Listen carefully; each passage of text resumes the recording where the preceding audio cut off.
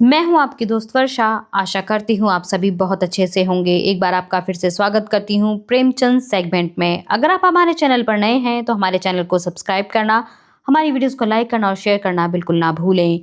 आज हम जिस कहानी का पाठ करेंगे उसका नाम है निर्वासन। तो चलिए बिना किसी देरी के बढ़ते हैं अपनी कहानी की ओर। परशुराम, वहीं वहीं दालान में ठहरो। मर्यादा, क्यों?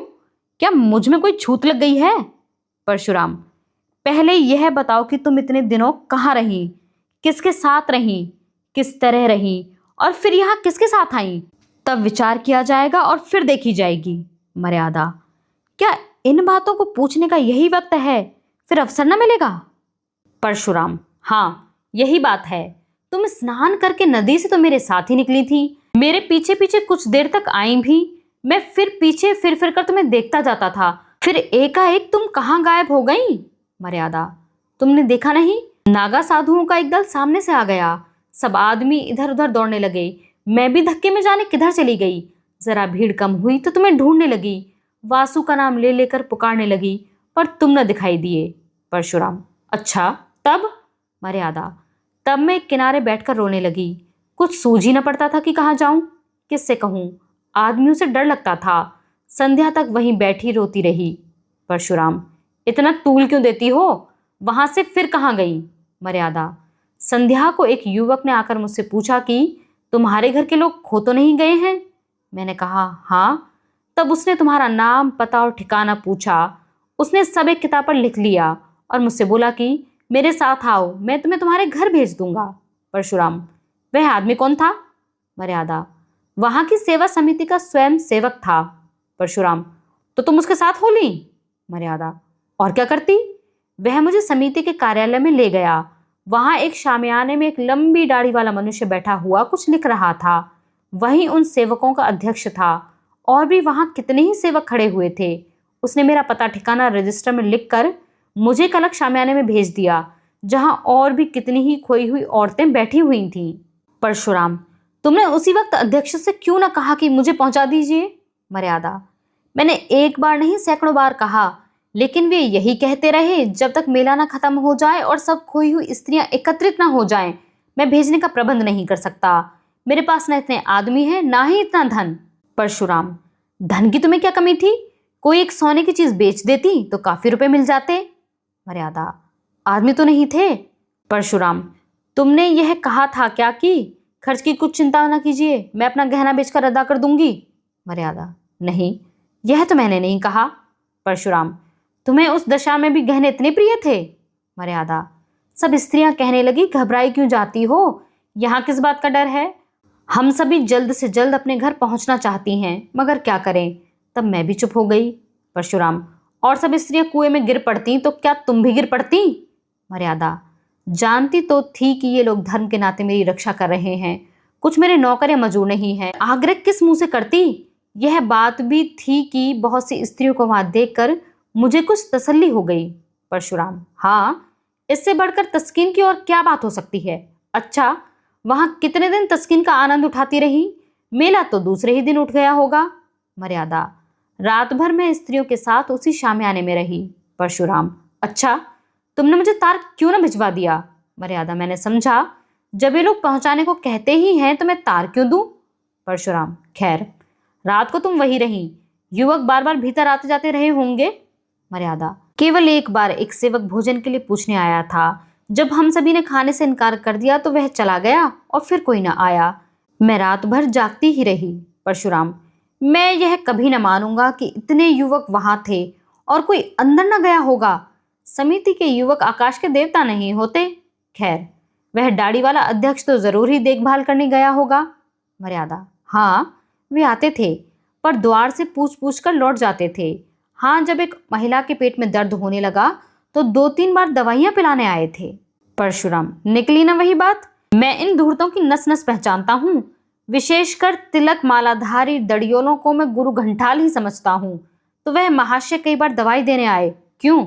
तुम्हारे पेट में तो दर्द नहीं होने लगा था? मर्यादा, तुम एक साधु पर आक्षेप लगा रहे हो। वह बेचारे एक तो मेरे बाप के बराबर थे, दूसरी आंखें नीचे करने के सिवा कभी सीधी निगाह नहीं करते थे। परशुराम, हाँ, वहां सब देवता ही देवता जमा थे। खैर, तुम रात भर वहां रही, दूसरे दिन क्या हुआ? मर्यादा, दूसरे दिन भी वहीं रही। एक स्वयं सेवक हम सब स्त्रियों को साथ लेकर मुख्य पवित्र स्थानों के दर्शन कराने गया। दोपहर को लौटकर हम सभी ने भोजन किया। परशुराम, तो वहां तुमने सैर सपाटा भी खूब किया, कोई कष्ट न होने पाया? भोजन के बाद गाना बजाना हुआ होगा? मर्यादा, गाना बजाना तो नहीं, हाँ सब अपना अपना दुखड़ा रोती रही। शाम तक मेला उठ गया तो 2 सेवक हम लोगों को लेकर स्टेशन पर आए। परशुराम, मगर तुम तो आज 7वें दिन आ रही हो और वह भी अकेली। मर्यादा, स्टेशन पर एक दुर्घटना हो गई। परशुराम, हाँ यह तो मैं समझ ही रहा था, क्या दुर्घटना हुई? मर्यादा, जब सेवक टिकट लेने जा रहा था तो एक आदमी ने आकर उससे कहा कि यहाँ गोपीनाथ की धर्मशाला में एक बाबूजी ठहरे हुए हैं, उनकी एक स्त्री खो गई है, उनका भला सा नाम है, गोरे लंबे खूबसूरत आदमी हैं, लखनऊ में मकान है झभाई टिले में। तुम्हारा हुलिया उसने ऐसा ठीक बनाया कि मुझे उस पर विश्वास आ गया। मैं सामने से आकर बोली, तुम बाबूजी को जानते हो? वह हंसकर बोला, जानता नहीं हूं तो फिर तुम्हें तलाश क्यों करता फिरता हूं? तुम्हारा बच्चा रो रो कर हकलान हो रहा है। सब औरतें कहने लगी, चली जाओ, तुम्हारे स्वामी जी घबरा रहे होंगे। स्वयं सेवक ने उससे 2-4 बातें पूछी और मुझे उसके साथ कर दिया। मुझे क्या मालूम था कि मैं किसी नर पिशाच के हाथों में पड़ी जाती हूँ। दिल में खुश थी कि अब वासु और तुम्हारे दर्शन करूंगी, इसी उत्सुकता ने मुझे असावधान कर दिया। परशुराम, तो तुम उस आदमी के साथ चल दी? वह कौन था? मर्यादा, क्या बतलाऊं कौन था? मैं तो समझती हूँ कोई दलाल था। परशुराम, तुम्हें यह न सूझी कि उससे कहती कि जाकर बाबूजी को भेज दे? मर्यादा, अदिन आते हैं तो बुद्धि भ्रष्ट हो जाती है। परशुराम, कोई आ रहा है। मर्यादा, मैं गुसलखाने में छिपी जाती हूँ। परशुराम, आओ भाभी, क्या अभी सोई नहीं? 10 तो बज गए होंगे। भाभी, वासुदेव को देखने को जी चाहता था भैया, क्या सो गया? परशुराम, हाँ वह तो अभी अभी रोते रोते सो गया है। भाभी, कुछ मर्यादा का पता चला? अब पता मिले तो भी तुम्हारे किसी काम की नहीं। घर से निकली हुई स्त्रियां धान से छूटी हुई घोड़ी हैं जिसका कुछ भरोसा नहीं। परशुराम, कहाँ से कहाँ मैं उसे लेकर नहाने गया। भाभी, होनहार है भैया, होनहार। अच्छा तो मैं जाती हूँ। मर्यादा बाहर आकर, होनहार नहीं तुम्हारी चाल है। वासुदेव को प्यार करने के बहाने तुम इस घर पर अधिकार जमाना चाहती हो। परशुराम, पको मत, वह दलाल तुम्हें कहाँ ले गया? मर्यादा, स्वामी यह न पूछिए, मुझे कहते लज्जा आती है। परशुराम, यहाँ आते तो और भी लज्जा आनी चाहिए थी। मर्यादा, मैं परमात्मा को साक्षी देती हूँ कि मैंने उसे अपना अंग भी स्पर्श नहीं करने दिया। परशुराम, उसका हुलिया बयान कर सकती हो? मर्यादा, सांवला सा छोटे डील का आदमी था, नीचा कुर्ता पहने हुए था। परशुराम, गले में ताबीजें भी थी? हाँ थी तो। परशुराम, वह धर्मशाला का मेहतर था, मैंने उससे तुम्हारे गुम हो जाने की चर्चा की थी, उस दुष्ट ने उसका वह स्वांग रचा। मर्यादा, मुझे तो वह कोई ब्राह्मण मालूम होता था। परशुराम, नहीं मेहतर था, वह तुम्हें अपने घर ले गया? मर्यादा, हाँ, उसने मुझे तांगे पर बिठाया और एक तंग गली में एक छोटे से मकान के अंदर ले जाकर बोला, तुम यहीं बैठो, तुम्हारे बाबूजी यहीं आएंगे। अब मुझे विदित हुआ कि मुझे धोखा दिया गया। मैं रोने लगी। वह आदमी थोड़ी देर के बाद चला गया। एक बुढ़िया आकर मुझे भांति भांति के प्रलोभन देने लगी। सारी रात रोकर काटी। दूसरे दिन दोनों फिर मुझे समझाने लगे कि रो रो कर जान दे दोगी, मगर यहाँ कोई तुम्हारी मदद को ना आएगा। तुम्हारा एक घर छूट गया, हम तुम्हें उससे कहीं अच्छा घर देंगे जहाँ तुम सोने के कौर खाओगी और सोने से लद जाओगी। जब मैंने देखा कि यहाँ किसी तरह से नहीं निकल सकती तो मैंने कौशल करने का निश्चय किया। परशुराम, खैर मैं सब सुन चुका। मैं तुम्हारा ही कहना मान लेता हूँ कि तुमने अपने सतीत्व की अच्छी तरह रक्षा की, पर मेरा हृदय तुमसे घृणा करता है। तुम मेरे लिए फिर वह नहीं हो सकती जो पहले थी। इस घर में तुम्हारे लिए कोई स्थान नहीं है। मर्यादा, स्वामी जी यह अन्याय न कीजिए, मैं आपकी वही स्त्री हूँ जो पहले थी। सोचिए मेरी क्या दशा होगी। परशुराम, मैं यह सब सोच चुका और निश्चय कर चुका। आज 6 दिन से यही सोच रहा हूँ। तुम जानती हो कि मुझे समाज का भय नहीं है। छूत विचार को मैंने पहले ही तिलांजलि दे दी, देवी देवताओं को पहले ही विदा कर चुका। पर जिस स्त्री पर दूसरी निगाहें पड़ चुकी होती हैं, जो 1 सप्ताह तक न जाने कहाँ और किस दशा में रही, उसे अंगीकार करना मेरे लिए असंभव है। अगर यह अन्याय है तो ईश्वर की ओर से है। इसमें मेरा दोष नहीं। मर्यादा, मेरी विवशता पर आपको जरा भी दया नहीं आती। परशुराम, जहां घृणा है वहां दया कहाँ। मैं अब भी तुम्हारा भरण पोषण करने को तैयार हूं। जब तक जीऊंगा तुम्हें अन्न वस्त्र का कष्ट ना होगा, पर तुम मेरी स्त्री नहीं हो सकती अब। मर्यादा, मैं अपने पुत्र का मुंह न देखूं अगर किसी ने मुझे स्पर्श भी किया हो।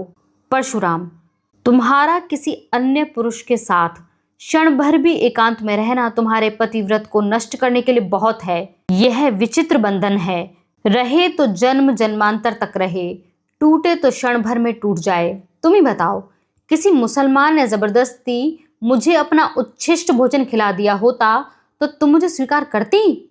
मर्यादा, वह तो दूसरी बात है। परशुराम, नहीं, एक ही बात है।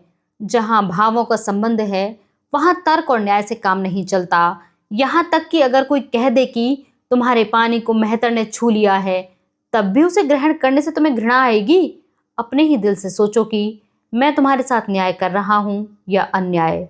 मर्यादा, मैं तुम्हारी हुई चीजें न खाती, तुमसे पृथक रहती, और तुम्हें घर से तो ना निकाल सकती थी। मुझे तुम इसलिए दुत्कार रहे हो कि तुम घर के स्वामी हो और समझते हो कि इसका पालन करता हूं। परशुराम, यह बात नहीं है, मैं इतना नीच नहीं हूं। मर्यादा, तो तुम्हारा यह अंतिम निश्चय है?